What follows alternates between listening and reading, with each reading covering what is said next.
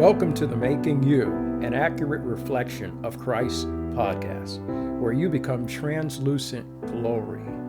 Now here's your host and glory teacher, Karen Pina.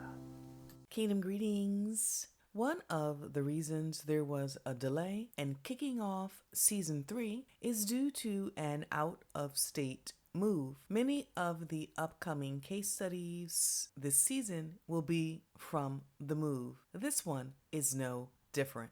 It took 9 months for us to geographically ascend. 9, the number right after 8, new beginnings, the birthing number. That's right, 9 months to get in the new place. There were so many preparation factors involved because we relocated an entire ministry and 2 businesses. As is Father's custom, which we can learn from Abraham's move, he doesn't tell you everything. He does say, move. As you move, you will see what he desires to unfold. Case in point is when we first put the house on the market, it was ready to go. Some in the industry call it move in ready. As a result, we listed the house to sell as is. Well, there were 2 major storms in this 9-month period, coupled with the house being right at the age where things need repairing. When the potential buyers requested repairs, not only were we shocked, we became frustrated. The rising repair figures climbed above $15,000. One day, as I was expressing this frustration to Father, he told me to sow the money. Maravasea. This was a huge mental and financial ascension for me. Once I made it, I was able to see every repair as putting seed into the ground for the work we will complete in our new locale. Let me tell you how we sowed and reaped. In our previous house, we sowed in this manner. We sowed $3,500 by replacing the water heater. We sold $150,000 for a major component of the chilling mechanism in our refrigerator. We sold $1,200 for a radon mitigation system in the basement. We sold Malaravasaya $4,000 to repair the deck after one of the storms blew a tree onto it. We sold another $150,000 to trim the trees in the yard. As you can see, we sold $9,700 Zetavaya in big ticket items, not to mention some of the smaller seed sown. Here's how we reaped. Here's how we reaped. Our new home has a newer and better model fridge.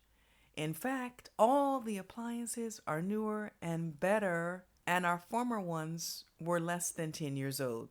We have an up-to-date lanai, out of the ways of any trees. The management company maintains the trees versus us having to do it. The previous owner replaced the water heater 6 months ago. Also, we reaped things in this house that we did not sow for. However, the price of these things exceeds what we did sow. For instance, we have a built-in gas generator that powers up automatically in case of a power outage event. We have a 5-zone irrigation system that waters the grass automatically every morning, a whole house reverse osmosis system, and a water softener, which is great for shampooing my natural hair and for drinking water, and many, many more upgrades. Now I can sit on our living room sofa and gaze off into the lake Ketavashaya instead of into my neighbor's messy yard. In fact, I can't even see my neighbor from my new digs. What we reaped exceeds what we sowed, just as he promised.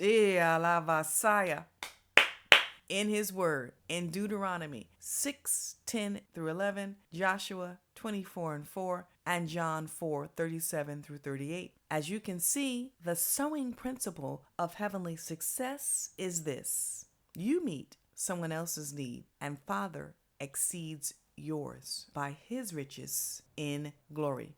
We met the needs of the one who ultimately purchased our former home, and he exceeded what we needed by giving us the unexpressed desires of our heart. This goes way beyond your little marketplace gig, business leader, ministry leader. It extends into the personal business you conduct too. That's right.